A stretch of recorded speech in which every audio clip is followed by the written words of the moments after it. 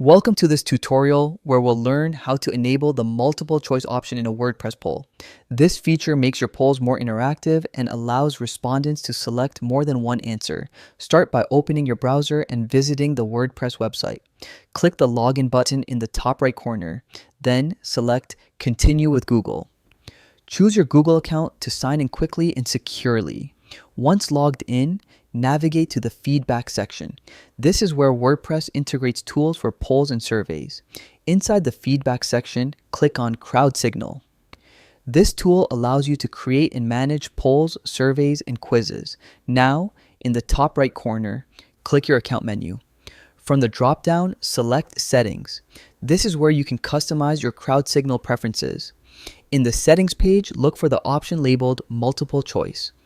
Turn this on to allow participants to select more than one answer in your poll. This makes your results more flexible and accurate. Finally, click Save Options to apply the changes. Without saving, the feature won't activate. And that's it. You've now enabled multiple choice in your WordPress polls using Crowd Signal. This upgrade gives your audience more freedom and provides you with richer feedback.